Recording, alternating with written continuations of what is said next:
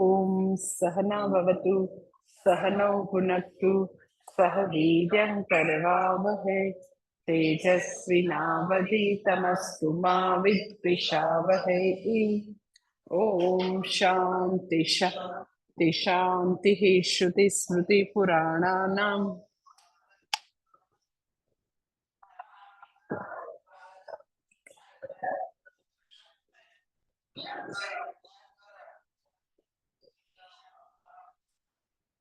सूत्रभाष्य कृतौ वन्दे तो पुनः पुनः ईश्वर मूर्तिभेद विभागिने व्योमवत्प्राप्त देहाय ओम शन्नो मित्र शं वरुणः शन्नो भवत्पर्यमा शन्न इंद्रो बृहस्पति। एक ऊपर तो विश्वविक्रमः नमो ब्रह्मणे। एक ऊपर त्वमेव प्रत्यक्षं ब्रह्मासि त्वमेव प्रत्यक्षं ब्रह्म ऋतं वदिष्यामि सत्यं वदिष्यामि तन्मामवतु तद्भक्तारमवतु अवतु माम्। ॐ शान्ति शान्तिः। तं जगत्सत्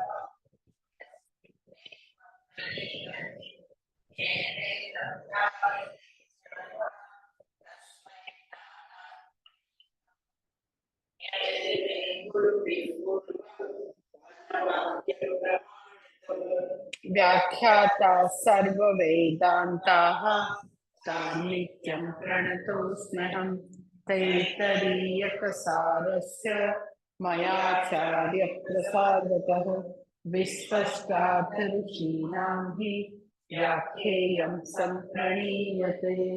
ओम।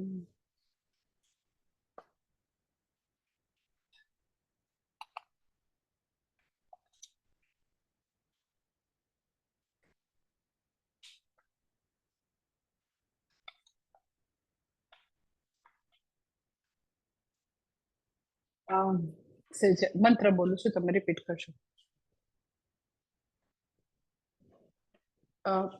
આનંદવલ્લી અને બીજા મંત્રોનો પહેલો આપણે નથી બોલતા, હવે બીજો બોલીશ. अन्नाद्वे प्रजा प्रजायन्ते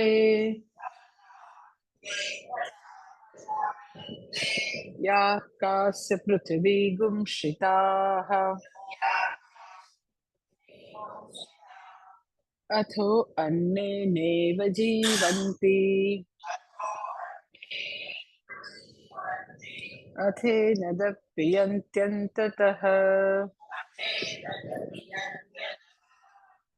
अन्नगुं हि भूतानां ज्येष्ठम्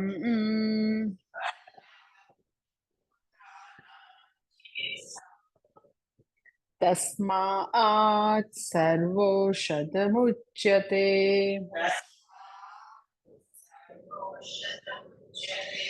सर्वं वेत्तेनमाप्नुवन्ति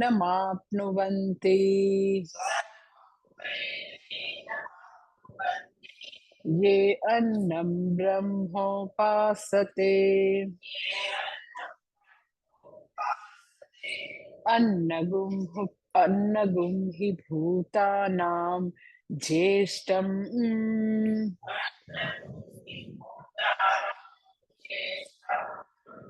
तस्मात् सर्वौषधमुच्यते।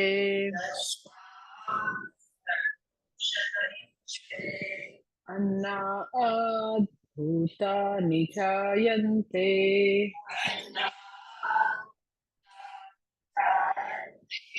चातान्यन्नेन वर्धन्ते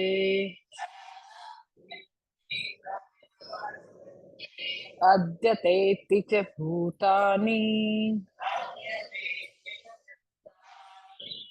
तस्मादन्नं तदुच्यत इति।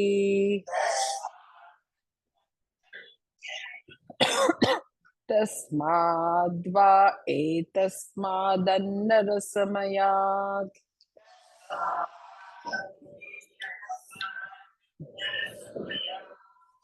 ઓકે, હવે ભાષ્ય જે છે ગયા વખતે આપણે ખાલી વાંચીને મૂકી દીધું હતું, તો એ હું બોલું છું. કુતઃ પુનઃ જે છે ત્યાંથી ભાષ્ય છે, બોલું છું. કુતઃ પુનઃ સર્વાન્ન પ્રાપ્તિ ફલમ अन्नात्मोपासनम् इति उच्यते. अन्नं हि भूतानां ज्येष्ठं भूतेभ्यः पूर्वं निष्पन्नत्वात् ज्येष्ठं हि यस्मात् तस्मात् सर्वौषधमुच्यते. तस्माद् उपपन्ना अन्न आत्मोपासकस्य सर्वान्न प्राप्तिः. કે છે કે આપણે ગઈ વખતે જોયું હતું કે જે અન્નની ઉપાસના જે કરે છે એને સર્વ અન્નની પ્રાપ્તિ થાય છે. એકચ્યુઅલી જે છે ઉપનિષદ જે છે એ ગઈ વખતે મેં તમને વાત કરી હતી કે ઉપાસના માટે ઉપનિષદ નથી, પણ એ વખતે એવી બધી ઉપાસના આપવામાં આવતી હતી કે જેથી વ્યક્તિ જ્ઞાન માટે તૈયાર થાય. એટલે જ્યારે બી કોઈ બી ઉપાસના છે તો એ હંમેશા જ્ઞાનની પાત્રતા માટે જ ઉપાસના છે. ઉપાસના કે ભક્તિ જે છે એ પોતે અલ્ટિમેટ ગોલ નથી. ભક્તિ દ્વારા અંતઃકરણ શુદ્ધિ અને ઈશ્વર સાથેનું મારું એક્ય હું જોઈ શકું એના માટે ભક્તિ સાધન છે.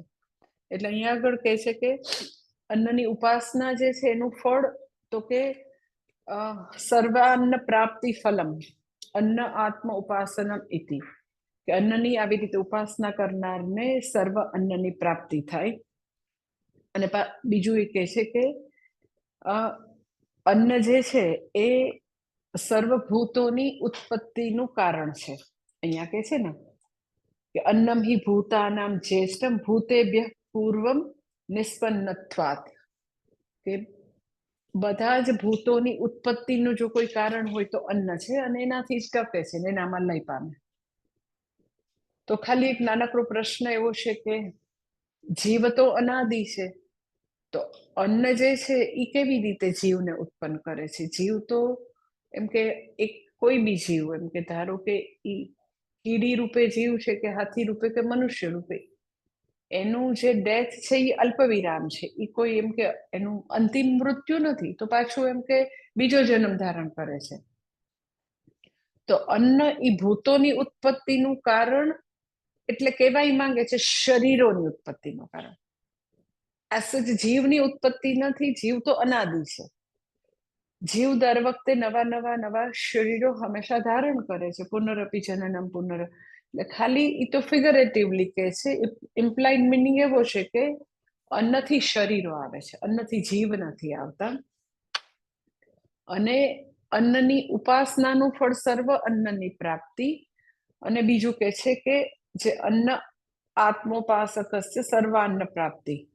અને બીજું કે અન્નનું જે આ બધા મંત્ર જે છે એનું જ્ઞાન પ્રાપ્ત કરનારને ગઈ વખતે મેં તમને વાત કરી એમ જે સમષ્ટિ રૂપ ભગવાન છે, જે વિરાટ રૂપ છે, એની સાથેનું આપણું એક્ય આપણે જોઈ શકીએ. અધરવાઇઝ આપણે એક્ય નથી જોતા. શરીરના સ્તરે, મનના સ્તરે, ટોટલ આપણા કાર્યકારણ સંઘાતના સ્તરે એક્ય નથી જોતા, તો એલિયનેશન છે. આપણે ભગવાનથી અલગ છે એવું છે. જ્યારે બી આપણે ઈશ્વરથી આપણી જાતને અલગ જોવામાં આવીએ તો દ્વૈતાથી ભયમ ભવતી. એટલે જ્યારે અન્ન બ્રહ્મ ની ઉપાસના કરે તો સર્વ અન્નની પ્રાપ્તિ, પણ એ જ અન્ન બ્રહ્મનું જ્ઞાન પ્રાપ્ત કરે. કઈ રીતે? મેં તમને ગઈ વખતે વાત કરી કે ભગવાનને ખાલી એક મૂર્તિમાં નહીં જોતા, ટોટલ ઓલ ફિઝિકલ ઓર્ડર રૂપે ઈશ્વર છે. સમગ્ર બ્રહ્માંડના બધા જ તત્વો રૂપે ફિઝિકલ ભૌતિક નિયતિ રૂપે ઈશ્વર વિલસી રહ્યો છે, જેની અંદર મારું શરીર બી આવી જાય. ભગવાન સર્વવ્યાપી છે, તો બધા જ શરીરો જે છે એમાં એ વ્યાપ્ત છે. એટલે એ પેલા કહેવામાં આવે પ્રહલાદને કે આમાં છે તારા થાંભલામાં ભગવાન છે, તો હા, ઓલ ફિઝિકલ ઓર્ડર જે કાંઈ છે, એ વૃક્ષ છે કે નદી છે કે પર્વત છે કે પછી હાથી છે કે કીડી છે કે ડોગ છે, કાંઈ બી છે, બધામાં તો કે ભગવાન સર્વત્ર વ્યાપ્ત છે. That is physical order. તો જ્યારે એ ભૌતિક નિયતિ રૂપે ઈશ્વર વિલસી રહ્યો છે એવું જ્યારે જોવામાં આવે તો આપણને ખબર પડે કે મારું શરીર પણ એ ભૌતિક નિયતિનું એક અંગ છે. તો હું એનાથી કઈ જુદો નથી કે જુદી નથી. તો મને ઈ ઐક્ય એ લેવલે પણ ઐક્ય છે. પછી બધા જ મન એક જ સમાન રીતે કામ કરે છે, મનુષ્યના મન. એટલે જ્યારે મનુષ્યના મન સમાન રીતે કામ કરે છે તો મને મારા ગુસ્સા માટે એટલો બધો ગુસ્સો નહીં આવે, કારણ કે આપણને ખબર પડે કે ભગવાન એ જે આખી એક નિયતિ છે, જેવી રીતે ફિઝિકલ ઓર્ડર છે એવી રીતે એક ઇમોશનલ ઓર્ડર છે. બધા જ મન સમાન રીતે કામ કરે છે એવી એક નિયતિ છે. તો મારું મન એનાથી જુદું નથી. આવા સંજોગો હોય તો વ્યક્તિ આવી રીતે એનો કોન્ફિડન્સ ઓછો હોય, આવો ગુસ્સો કરે, આવા ગુનાહિત પ્રવૃત્તિમાં ફસાઈ જાય, તો એ એક પ્રકારનો કાર્યકારણ સંગાત ભગવાનનો છે. કાર્યકારણ સંબંધ, કોઝ ઇફેક્ટ રિલેશનશિપ એ ભગવાનના છે. તો એ ભગવાન જે ઇમોશનલ ઓર્ડર રૂપે છે એનાથી હું અલગ નથી. એટલે ઐક્ય જે છે, જ્યારે વ્યક્તિને ભગવાન સાથે ઐક્યનું જ્ઞાન થાય તો ભય જતો રહે. એને કોઈ પણ પ્રકારનું જે આવું એલિયનેશન છે, અલગતા જે છે, એનાથી એને છુટકારો થાય. એટલે અહીંયા આગળ બે વસ્તુ કહે છે કે સર્વ અન્નની પ્રાપ્તિ અગર ઉપાસના કરે છે તો, અને એ જ વસ્તુને સમજવાની કોશિશ કરે તો જુદાઈ જતી રહેશે અને ભગવાન સાથેનું ઐક્ય ધીરે ધીરે એ શોધી શકશે. અને પછી આગળ હજી ભાષ્યમાં બીજું આગળનું ભાષ્ય આપણે જોવાનું છે. બોલું છું, રિપીટ કર, તમે રિપીટ કરજો. અન્નાદ ભૂતાની જાયન્તે જાતાન્યન્નેવ વર્ધન્તે ઇતિ ઉપસંહારાર્થે પુનર્વચનમ.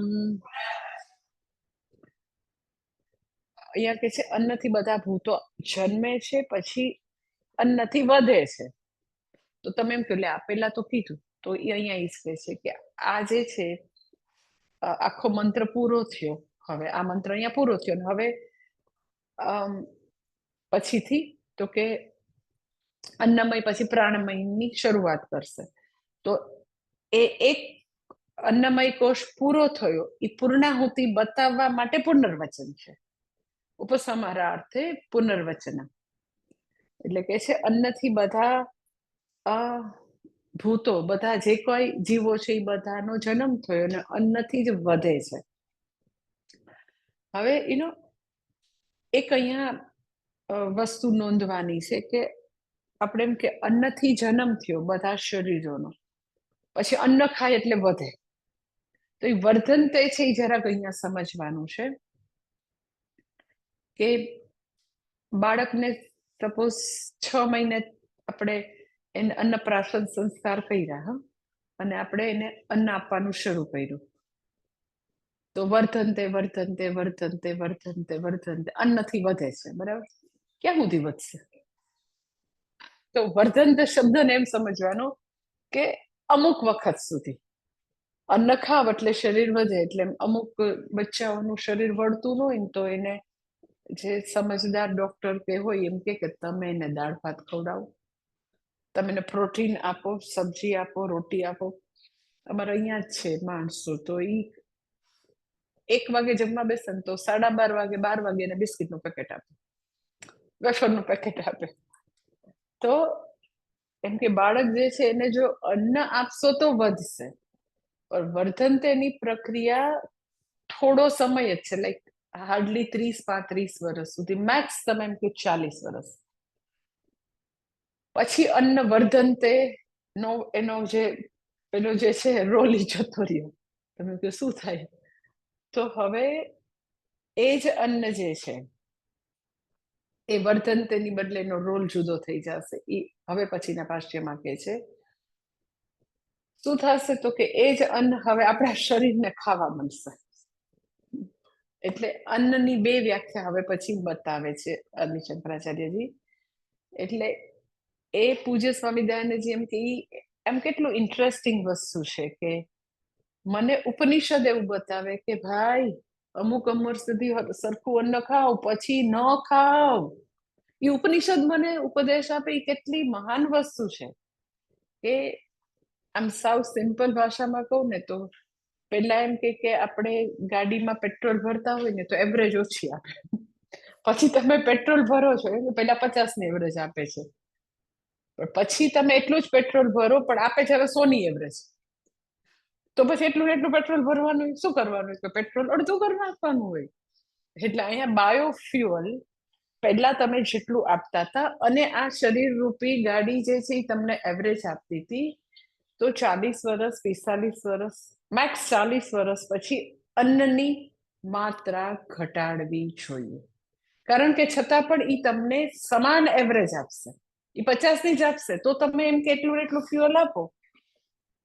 તો શરીર જે છે ને એ બિચારું છે ને પૂજ્ય સ્વામીજી કે ઈ એવું છે કે એને એમ થાય કે ક્યારે થોડી એવા ભૂખમરાના દિવસો આવશે તો હંગરી રાખો અંદર. એટલે જ્યાં ને ત્યાં એ બધે પેટની આગળ ને બધે સંગરવા મળશે. એટલે ભાઈઓ જે છે પછી એમ કે આમ કર્યા જ કરે, આમ કરીને પેટ અંદર નાખે અને આ પેલું એને ટમી વધ્યા જ કરે. કારણ કે ઈ શરીર બિચારું મૂરખ છે, એને ખબર નથી. એને એવું થાય કે પછી કઈક વળી મને નહીં મળે તો. એટલે ઈ સંગ્રહ કર્યા કરે. એટલે માણસને 40-45 વર્ષે અંદાજે આવી જાય કે જુવાનીમાં 10 રોટલી ખાતા તો હવે ન ખવાય. હવે 10 રોટલી ખાતા તો તમે ખોરાક તમારો ધીરે ધીરે ઘટાડીને અડધા ઉપર આવી જવું જોઈએ. કારણ કે એવરેજ છે એ વધી ગયા ગાડીની. તમે એમ કે ના અમારે એવું નથી કરવું, ભગવાનને દીધેલા અન્નના ભંડાર છે, ન ખાઈએ. સારું, તો પછી અન્ન તમને ખાવા મળશે. પ્રોબ્લેમ આ છે. એ કેટલું એમ જેને કહે કે જે અન્ન મને અત્યાર સુધી વર્ધંતે મને પોષણ આપીને મને આવી રીતે રૂષ્ટપુષ્ટ કર્યું, હવે એ અન્ન મારા શરીરને ખાવા મળશે. એટલે બહુ બધા રોગ જે છે એ વધુ ખાવાથી છે. ખરેખર જે બી લોકો નિયત આહાર કરે, માપસરનું ખાય તો લગભગ એને બહુ બધા વર્ષો સુધી એ નિરોગી રહી શકે. એટલે એ મને ઉપનિષદ કઈ કેટલી મોટી વસ્તુ છે કે અન્નનો શરૂઆતના વર્ષોમાં રોલ વર્ધંતેનો છે. પછી એ જ અન્ન ને તમે ખાવ છો પછી એ અન્ન તમને ખાવા મળશે. એટલે મેં તો આ નોંધ્યું છે એનું કે ભારત દેશમાં મહાત્માઓ જે સંન્યાસી બન્યા છે, જે લોકો ભિક્ષાઓ પર જીવન જીવે છે, અમારી જેવા જે બી લોકો કે ઉપર આબ ને નીચે જમીન નીકળી પડ્યા હોય, તો કદી કોઈ બી વ્યક્તિ ભૂખે નથી મરતી. હંમેશા એમ તમે એને ઓળખતા હોય ન ઓળખતા હોય બધા લોકો સાધુ સંન્યાસીને ભિક્ષા આપે છે. અને પૂજ્ય સ્વામી દયાનંદજી હંમેશા કહેતા કે કોઈ બી ઋષિકેશમાં કોઈ બી સંન્યાસી જે છે એ દુબળા પતલા થઈ જાય ને એની હેલ્થ સારી ન રહે ને તો કે થોડો સમય તમે પંજાબમાં અથવા ગુજરાતમાં રહી આવો તો તમારી હેલ્થ સુધરી જશે. કારણ કે ખૂબ જ ઠાસીને ખવડાવે એમ. સચ એમ કે એ લોકોને વર્ષો પહેલા એવું હતું કહેવત કે કા પંજાબ ને કા ગુજરાતમાં જાઓ. ગુજરાત એટલે અમદાવાદમાં નહીં, સૌરાષ્ટ્રમાં.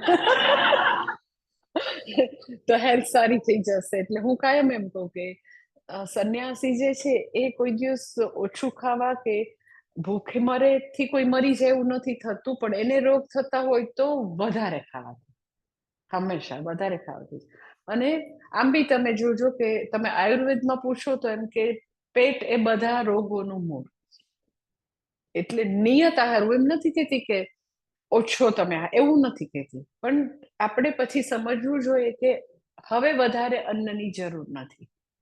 કે તમે એટલી બધી કેલરી અંદર એડ કરો કે જેથી કરીને પછી સવારે ધ્યાન કરવાને લાયક ન રહીએ, માળા લઈએ તો ઝોકા આવવા માંડે.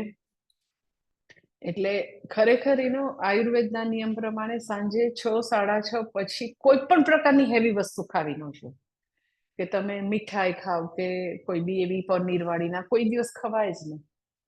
એટલે આયુર્વેદના નિયમ એવો છે કે સવારે તમે એમ કે કિંગની જેમ ખાવ, બપોરે મધ્યમ વર્ગની જેમ અને રાત્રે ભિખારીની જેમ, એટલે સાવ ઓછું અને હળવો ડાયટ. અને એ બી તમે 6-6:30 ખાઈ લીધો છે તો એકદમ જ એમ કે તમે મને પૂછો તો મેં 6-6:30 અમે જમે તો તમને ઈચ્છા હોય કે ન હોય 4:45, 4:30, 4:45 ઊંઘ ઉડી જ જાય, કારણ કે બાયોલોજીકલ ક્લોક જ એવી ગોઠવાઈ ગઈ હોય કે 6 વાગે જમ્યું હોય એટલે તમે જો કે 12 કલાક થઈ જાય. એમ કે નાઈ ધોઈને રેડી થઈને તો 12 અવર્સ પછી આમ પેટ જ તમને પોકારે, એટલું બધું ટોટલી ખાલી થઈ ગયું. અને 6 વાગે હળવું ભોજન લીધું, એવું ઠાસી ઠાસીને ન જમ્યું એટલે તમે સમજી શકો કે પેટ બિલકુલ ખાલી હોય. તમે ખાલી ચાય કે દૂધ પીને માળા કરો બેસો, કેટલી મજા આવે.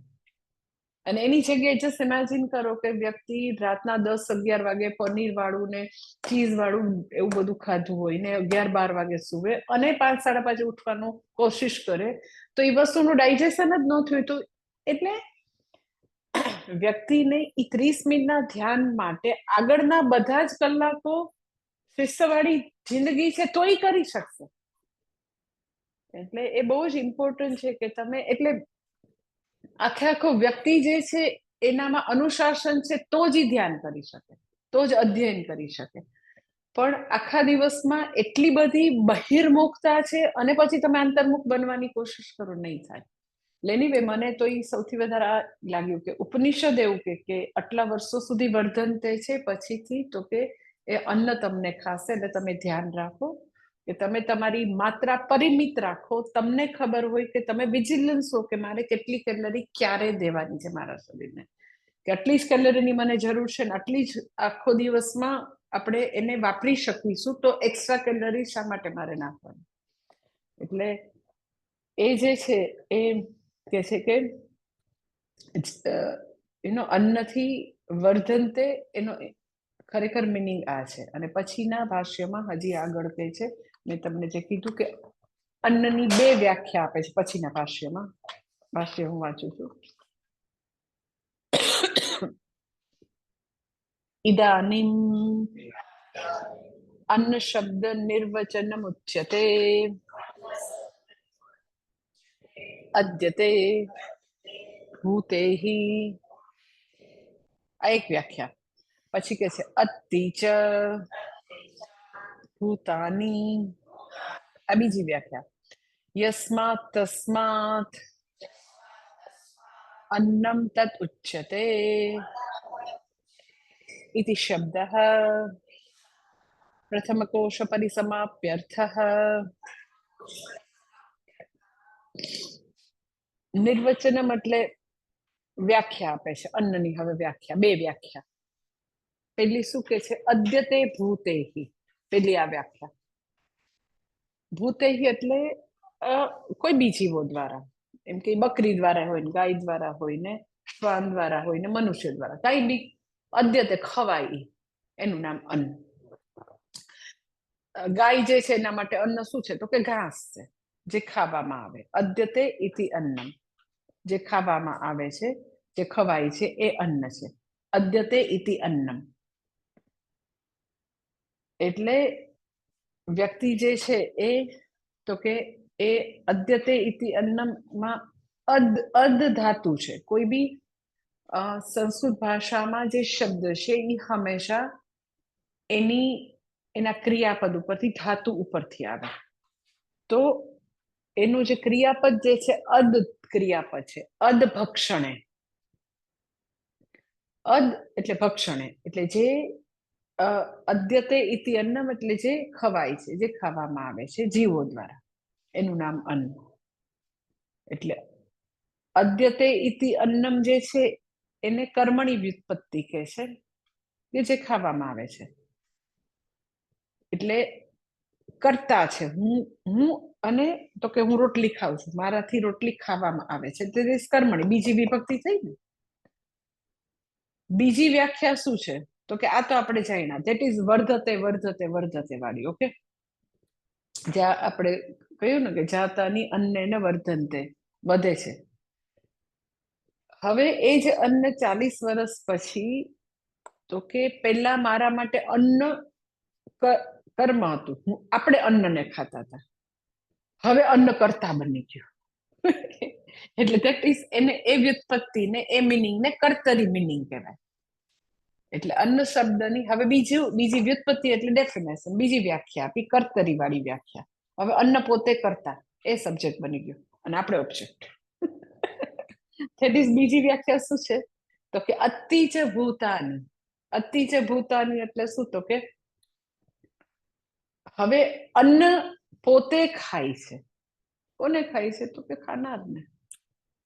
અતિ ચ ભૂતાની, અતિ ઇતિ અન્નમ, એટલે જે ખાય છે. એટલે અન્ન જે હવે બધાને ખાવા માંડ્યું છે, મનુષ્યને ખાવા માંડ્યું છે. બીજા બધા ભૂતોને તો એસસ લાગુ ન પડે કે મનુષ્ય જેવું છે. ગાયને તમે ગમે એટલું મૂકો તો કઈ ખાય નહીં. તમે ઇવન હમણાં કોઈક ગીર ફોરેસ્ટમાં ગયું હતું તો કે એવા કે લાયન જે છે શાંતિથી બેઠા હતા ને, એક તો એમ કે લાયનસ જે છે પોતાના બચ્ચાને ફીડિંગ કરતું હતું, એવું એક આખું પરિવાર સાથે શાંતિથી બેઠા હતા. તો એ બધા એનિમલનું એકદમ જ નિશ્ચિત છે. એને એકવાર ખાઈ લીધું પછી ત્યાં 50 જણા હોય એટલે પાછું એમ કે હવે સંગ્રહ કરી લઉં, જરાક મારણ કરીને આપણી ગુફામાં છે ને ડીપ ફ્રીઝમાં મૂકી દઈએ. પછી ગમે ત્યારે આપણા બચ્ચાને ભૂખ લાગે શું કરવાનું ભાઈ? તો એ તમારી સામો ન જોવે, લિટરલી સામો ન જોવે. એકવાર ખાઈ લીધું પછી એ લોકો એટલા સંતુષ્ટ છે કે એ જે મનુષ્યમાં જે ભયંકર લોભ પ્રધાન પ્રકૃતિ આપી છે એવી લોકોને બિલકુલ નથી. એટલે એને અન્ન ખાવા માંડશે તો એ વ્યાખ્યા એ લોકો માટે લાગુ નથી પડતી, ખાલી મનુષ્યનું. કે અતિ ચ ભૂતાની અતિ ઇતિ અન્નમ, કે જે હવે અન્ન પોતે તો કે મનુષ્યોને ખાવાનું શરૂ કરે છે, એ પણ અન્નની વ્યાખ્યા છે. એટલે અન્ન જે છે લોકો દ્વારા, મનુષ્યો દ્વારા ખવાય એ પણ અન્ન છે. અન્ન પોતે હવે ખાય છે એ પણ અન્નની વ્યાખ્યા છે. એટલે દેટ ઇઝ તો કે એમ એ હવે એનો તમે વિચાર કરો કે હવે એવું થયું કે અન્ન જે છે એના બે રૂપ થયા અન્ન માટે. હું મારો વિચાર કરું તો કે એક દ્રષ્ટિથી અન્ન જે છે એના આપણે ભોગતા થયા, આપણે અન્નને ખાઈ છીએ. અને બીજી દ્રષ્ટિથી જુઓ તો હવે અન્ન માટે હું ભોગ્ય. એટલે હું જ ભોગતા પણ છું અને અન્ન માટે ભોગ્ય પણ છું. આવું બે થઈ ગયું મારું. અને એવું હોઈ ન શકે કે હું ભોગતા પણ હોય, ભોગ્ય પણ હોય. એટલે નિર્વચનીય છે એક રીતે જુઓ તો, નિર્વચનીય છે, મિથ્યા છે કે હું ભોગતા ને ભોગ્ય બે કેવી રીતે હોઉં. એટલે એનો અર્થ શું? તો કે ખરેખર પૂછો તો જે અન્નમય કોષની વાત કરી છે, હવે આખું જે અત્યાર સુધી જે બધી વસ્તુની ચર્ચા છે એનો અહીંયા આગળ સરસ રીતે ઉપસંહાર કરે છે કે અન્નમય કોષની આટલી બધી વાત શા માટે? તો કે પ્રોબ્લેમ એવો છે કે ખરેખર કોષ નથી. કોષ એટલે શું? તો કે કબર, ઢાંકવું. તો ખરેખર મારી અંદર એવું કોઈ ઢાંકણ છે કે જે મને હુંથી સચ્ચિદાનંદ આત્મા ને ઢાંકી દે? એમ કે ધારો કે તલવાર હોય તો તલવારની ઉપર જે પેલું કપડું એને મ્યાન કહેવાય. તો મ્યાનની અંદર તલવાર છે, એમ ખરેખર હું સચ્ચિદાનંદ આત્માની ઉપર કોઈ આવું કવર છે અન્નમય નામનું, જેને કોષ કીધો, અન્નમય કોષ. એટલે આખું ચર્ચાનું ક્રક્સ અહીંયા આગળ છે. શું છે? તો કે ના, કોષવત આચ્છાદનીયમ, એઝ ધો કવર હોય એવી રીતે હું ને ઢાંકે છે. આ શરીર, અન્નમય કોષ એટલે શું? આ શરીર હું ને એઝ ધો ઢાંકે છે, જાણે કે ઢાંકે છે. કેવી રીતે ઢાંકે? તો કે મને એવું કન્ફ્યુઝન ઊભું કરે, મારું અસ્તિત્વ ઇક્વલ ટુ શરીર, દેટ ઇઝ એનું નામ ઢાકવાપણ. હું ઇક્વલ ટુ ફિઝિકલ બોડી.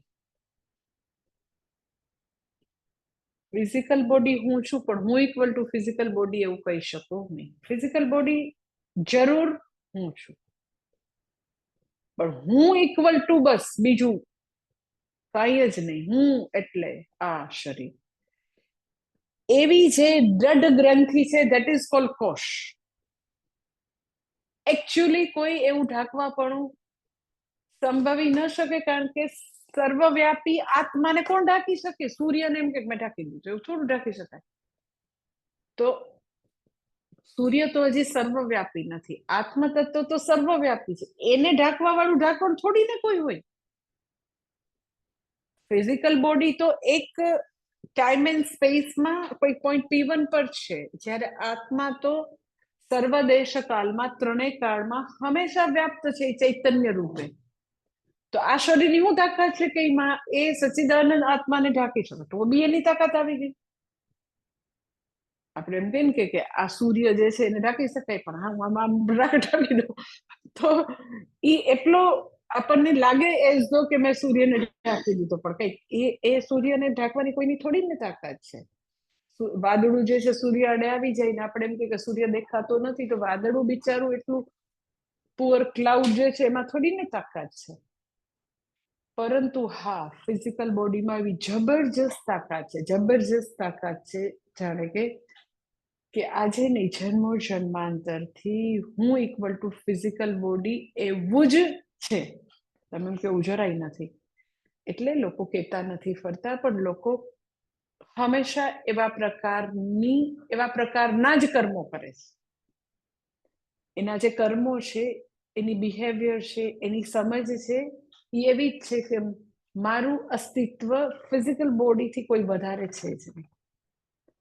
એટલે જે ઊંચો નીચો ને કાળો ને ગોરો ને ગરડો ને વૃદ્ધ ને એ બધું જે છે એ સતત એવા પ્રકારનું જે મંતવ્યો છે, એવી જ રીતે વ્યવહાર કરવું, એ બતાવે છે કે મને હુંથી આગળ, ફિઝિકલ બોડીથી આગળ હુંનું અસ્તિત્વ દેખાતું જ નથી. ધેટ ઇઝ કોલ્ડ કોષ.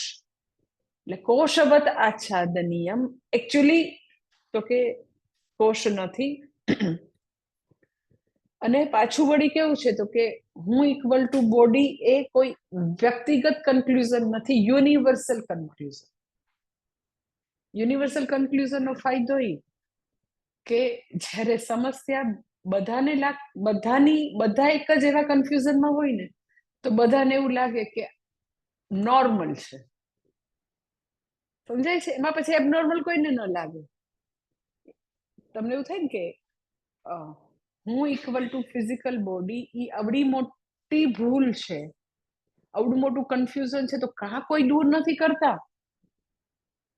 પણ ગાંડાની હોસ્પિટલમાં બધા ગાંડા હોય તો કેવું, ઇટ્સ નોર્મલ. એમાં કોઈને એકબીજાનું ન લાગે. તો આ આખી જગતની રંગભૂમિમાં જેટલા બી લોકો છે, એ બધાને એવું જ લાગે કે ભાઈ ઓલ આર નોર્મલ, અને બધા એકબીજાનું એ નોર્મલ પણ બાજુ વેલિડેટ કરતા રહે કે નહીં બરાબર છે. બર્થડે પછી કાર્ડ આપવાનું, પછી આમ કરું. એટલે એનો મારો એક દિવસ જન્મ થયો એની પહેલા મારું અસ્તિત્વ નહોતું, અને પછી એ નહીં રહે. અરે પણ એ તો ફિઝિકલ બોડીની વાત છે. ભલે વ્યવહારિક સત્ય છે એવું ના નથી પાડતી, પણ અલ્ટિમેટ ટ્રુથના દ્રષ્ટિથી તો કે એ તો શરીરનો જન્મ થયો છે, જીવાત્માનો તો જન્મ શક્ય જ નથી. તો આદિ અનાદિ છે, એનો કોઈ બિગિનિંગ છે જ નહીં. તો એ શરીરના સ્તરે આવડી મોટી ભૂલ છે. એ ભૂલ જે છે એને દૂર કરવા માટે અન્નમય કોષની વાત કરી.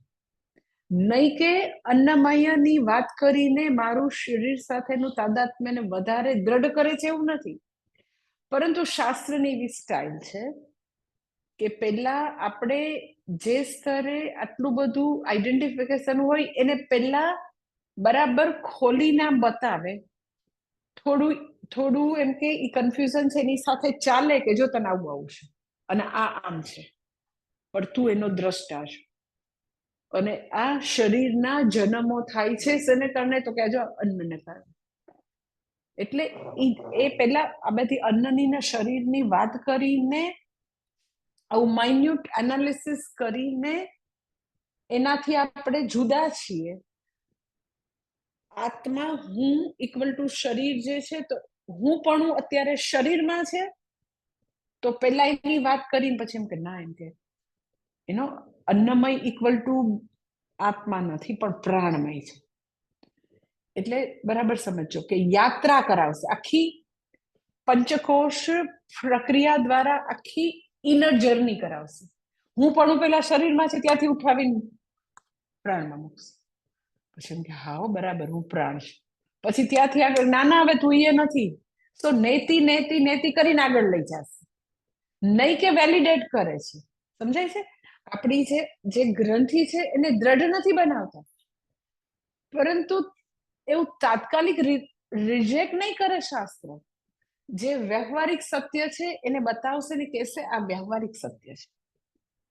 આ જે છે એ પારમાર્થિક સત્તા નથી, વ્યવહારિક સત્તા છે. તું જેને જન્મ દિવસ કે છે એ પ્યોરલી વ્યવહારિક સત્તા છે. અલ્ટિમેટ ટ્રુથના દ્રષ્ટિથી કોઈનો જન્મ નથી. એટલે એ વસ્તુને એકદમ જ સાવ ઝીણવટથી ખોલીને એટલા માટે બતાવ્યું. તમને થાય ને કે આટલી બધી અન્નની ચર્ચા શું કામ કરી? તો હા, એમાં જન્મ જન્માંતરથી ગ્રંથિ છે, તો પેલા આવી રીતે ખોલીને બતાવ્યું મારું હું પણ આ શરીરમાં ડીપ રૂટેડ છે. તો એની વાત કરે કે જો તારું અહીંયા છે તારું હું પણ. તું હું ને તારું હું પણ ખાલી શરીરમાં સ્થિત છે, તો એ નથી. એટલે આવી રીતે આખી પંચકોશની યાત્રા કરાવશે. કેવી રીતે યાત્રા કરાવશે? તો કે બહુ જ યુનિક એની મેથડ છે, આખી પ્રક્રિયા કહેવાય એને. પંચકોશ પ્રક્રિયા કહેવાય. કેવી રીતે યાત્રા કરાવે? તો કે હજી છે ને તું આત્માની શોધ કરે છે ને હજી આંતરતમ છે, અંદર છે, હજી અંદર છે. હવે અંદર કે તો ફિઝિકલ લેવલે નથી, શારીરિક રીતે સ્થાનથી નથી, પરંતુ એ વૈચારિક યાત્રા છે. ગ્રંથિ જે છે એ ત્યાંથી ઉઠાવીને ગ્રંથિ આગળ મૂકે. પછી એમ કે હજી બી આંતરતમ છે, હજી બી, તો કે ના પ્રાણમય નહીં, હજી મનોમય, હજી તો કે વિજ્ઞાનમય, હજી તો કે આનંદમય. પછી એમ કરતા કરતા એક એક કોષની વાત કરીને પછી એમ કે ઇનર મોસ્ટ આંતરતમ એ સત્યમ જ્ઞાનમ અનંત સ્વરૂપ તું છે. તો પછી આ બધા કોષનું શું? આ બધા જે છે એનું અધિષ્ઠાન તું છો. શરીરનું પણ અધિષ્ઠાન, એને સત્તા સ્મૃતિ પ્રદાતા તું છો. શરીરનો તું સાક્ષી છો, શરીર તને દેખાય છે ને, પ્રાણ તને સાક્ષી પ્રત્યેથી ખબર પડે છે, મન પણ તને ખબર પડે છે. એ બધાનું હોવાપણું તારાથી છે. એટલે એ આખી આવી પંચકોશ પ્રક્રિયા કહેવાય. એક એક કોષની આવી રીતે વાત કરશે. એટલે હવે એના પછીનું ભાષ્ય એના માટે જસ્ટ એક્ઝામ્પલ આપે છે. કેવું એક્ઝામ્પલ આપે છે? તો કે તંડુલનું એક્ઝામ્પલ આપે છે. તંડુલ એટલે કમોદ આપણે કહીએ ને, પેલું છે જ્યારે ના આપણે પેલામાંથી ચોખાના ખેતરમાંથી જ્યારે ચોખા આવે ને તો એની ઉપર પડ હોય. આપણી પાસે જ્યારે ચોખા આવે છે તો પોલિશ થયેલા ચોખા આવે. એટલે અમુક ધાન એવા હોય, ડાંગર, હા, અમુક ધાન એવા હોય કે જેની ઉપર જુદા જુદા લેયર હોય. આપણને લેયરની ખબર નથી, કારણ કે આપણે ફાર્મમાં જતા હોય, આપણી પાસે બધું પોલિશ અન્ન આવતું હોય. એમ કે ધારો કે દાળ હોય તો બી ઉપર હોય બધા ફોતરા. તો હવે એ જે છે એ બધા ફોતરા, એ બધા લેયર જે છે એ બધા જુદી જુદી પ્રોસેસથી દૂર કરે અને પછી ચોખાના દાણા પ્રાપ્ત કરવામાં આવે. એટલે એવું તમે આમ એવી કલ્પના કરો કે સપોઝ એવું કોઈ ધાન છે કે જેની ઉપર આવા 5 લેયર છે, તો એમ કે એક લેયર જે છે એ પ્રોસેસથી દૂર કરવામાં આવે અને છેલ્લે કેવી રીતે ચોખાનો દાણો પ્રાપ્ત થાય. હવે એક્ઝામ્પલની મર્યાદા એ છે કે આ બધું ફિઝિકલ છે, આમાં ફિઝિકલ નથી. આ જે છે એ રોંગ નોશન્સ ના પડ છે. જે લેયર છે ઇટ ઇઝ રોંગ નોશન્સ. જન્મો જન્માંતરની ગ્રંથિઓ નિર્મૂલનની પ્રક્રિયા છે, ફિઝિકલ નથી. પણ હવે એક્ઝામ્પલ તો પછી આવી જ રીતે આપે ને, ફિઝિકલ આપે. એટલે હવે એક્ઝામ્પલ આપે છે ભાષ્યમાં.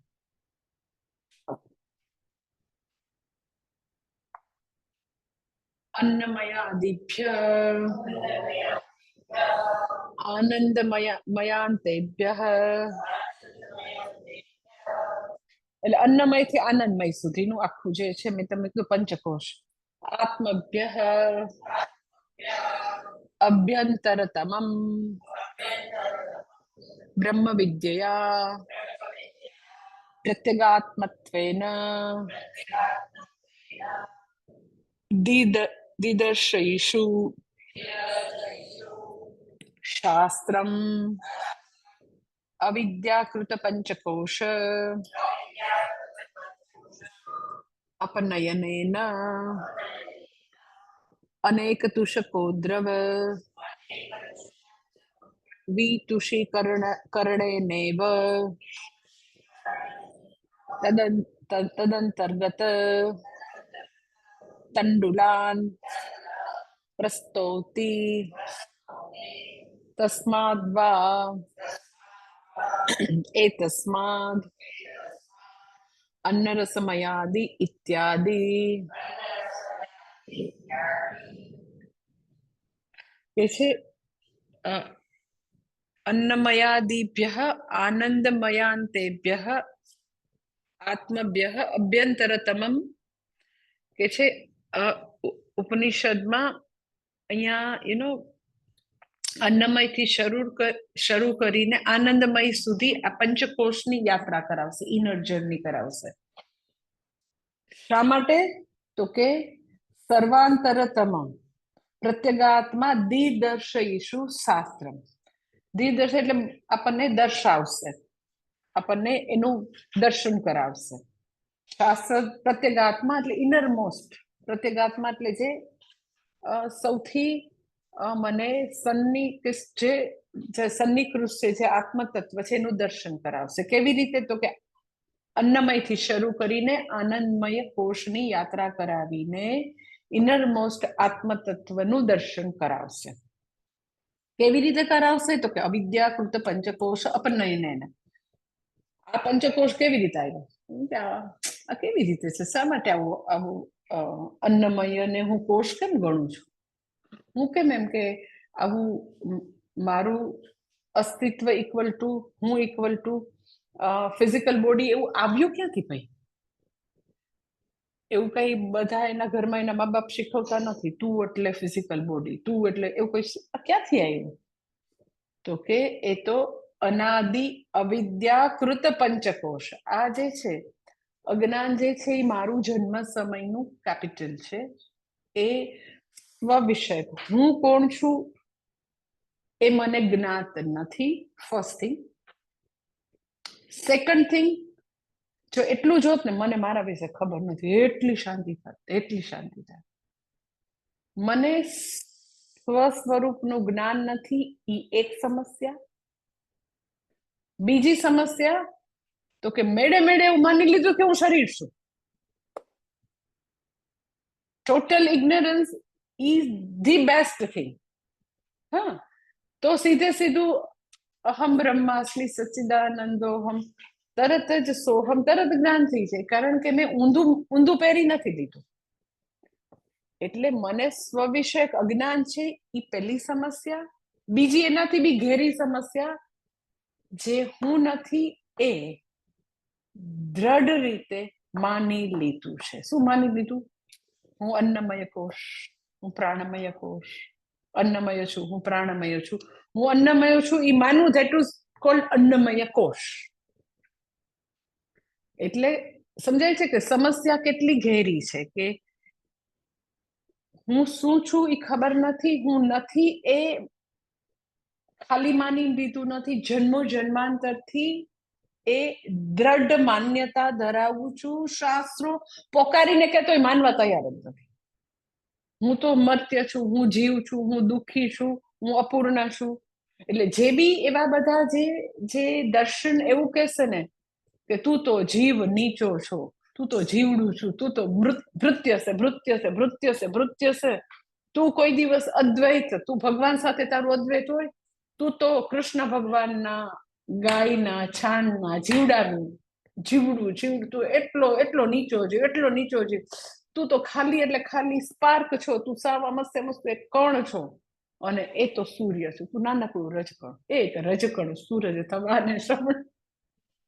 એટલે એવું બધાને બહુ જ ગમે કે હું જીવડું, મારી નીચી જાત છે. શાસ્ત્ર પોકારીને કે તું અમૃતનું સંતાન છું, તારું ઈશ્વર સાથે એક્ય છે, એ સર્વવ્યાપી હોય તો તારી થોડીને બાદબાકી થાય.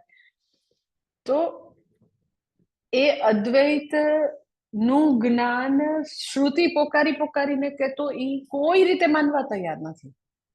એટલે સમજાય છે કે સમસ્યા ઘેરી કેટલી છે કે હું વિષયક અજ્ઞાન અને હું નથી એ આજે નહીં જન્મો જન્માંતરથી પહેરી લીધું છે.